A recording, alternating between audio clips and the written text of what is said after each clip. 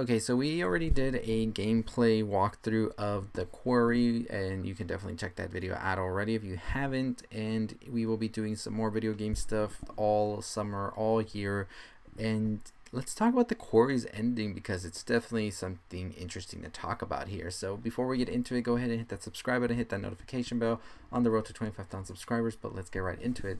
So when we start this game off, we meet Laura and Max, who are driving in upstate New York in the middle of the night to visit Hackett's Quarry, where they will be hired as summer camp counselors. Summer camps, counselors, middle of the night, it ain't good. Nothing is going to happen from this, right?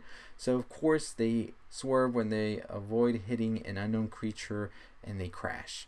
Local county sheriff, played by Ted Raimi, who, yes, indeed, if you recognize that last name, is actually Sam Raimi's brother here, becomes suspicious of the whole situation and tells Laura and Max to stay the night at a motel near Hackett's Quarry, but they too are like, nah, we're going to the camp. They then arrive and they break into the basement to investigate something that Laura seems to have seen, and you already know there's going to be a lot of shit happening here, right?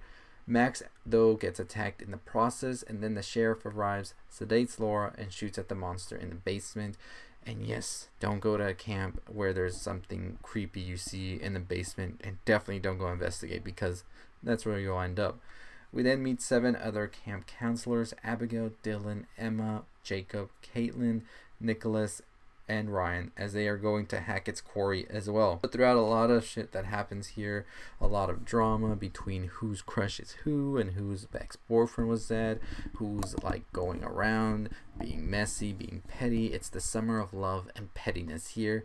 We actually see that there's something afoot happening in this camp, as now we see that there is something bigger happening here. So we meet the camp owner, Chris Hackett, who is played by Dewey, David Arquette, and kudos to Dewey, David Arquette, getting more roles.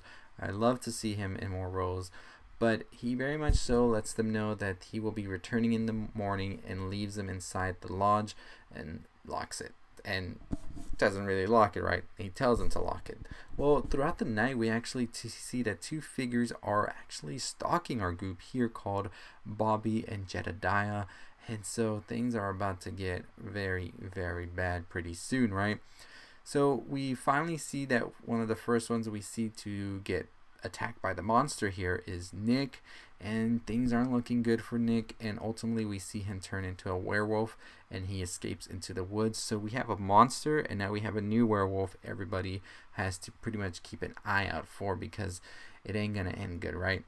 So then we see Laura arrive, and she very much so tells the group of what happened to her and Max.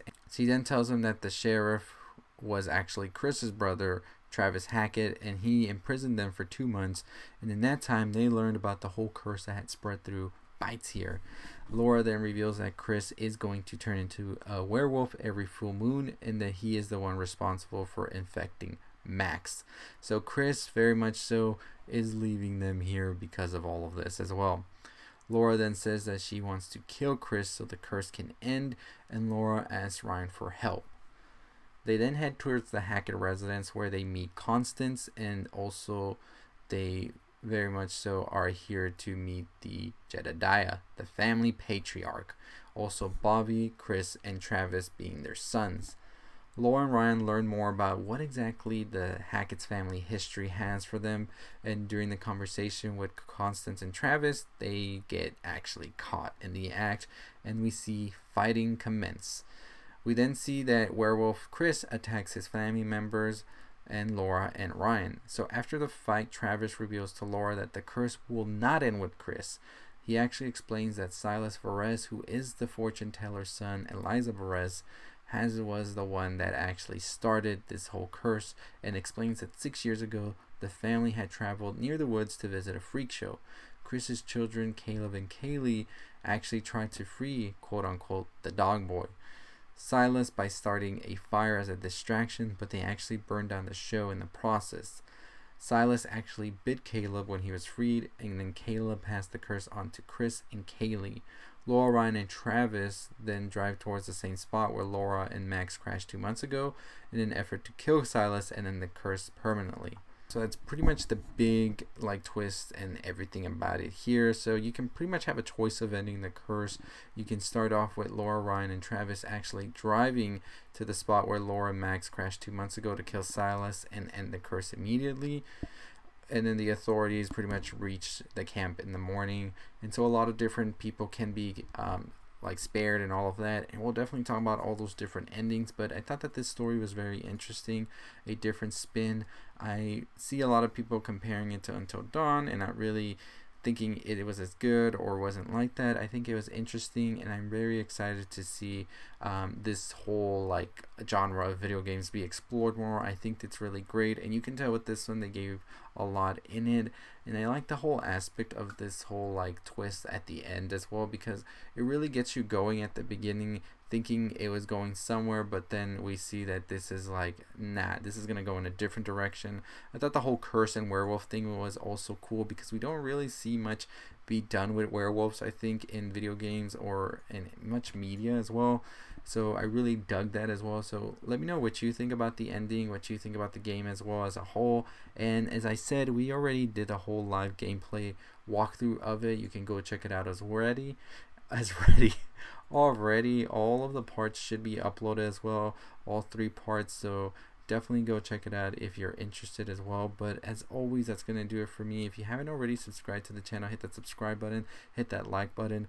We talked about the new Resident Evil DLC coming as well, and we will be doing Resident Evil Village live gameplay as well this coming month, so stay tuned for that. But as always, check out my other videos I already did as well on Joker 2, having Lady Gaga as Harley Quinn. Also, we talked about the Stranger Things Season 4 Volume 2 Miss Kelly Theory, Barry Season 3's season finale, and also Squid Game 2's teaser. So a lot being talked about, all of that. I will be doing a all endings, like covering all of them from the Quarry tomorrow, so that video should be up tomorrow. We'll also have a Marcel the Shell video coming, as well as a Black Phone video coming this week. So we got a ton of stuff for you here on all things you love, so keep it here locked in. Website announcement coming soon, so stay tuned for all of that. As always, 25,000 subscribers by Stranger Things Volume 2. That is the goal. I'll see y'all next time. Stay safe, stay positive.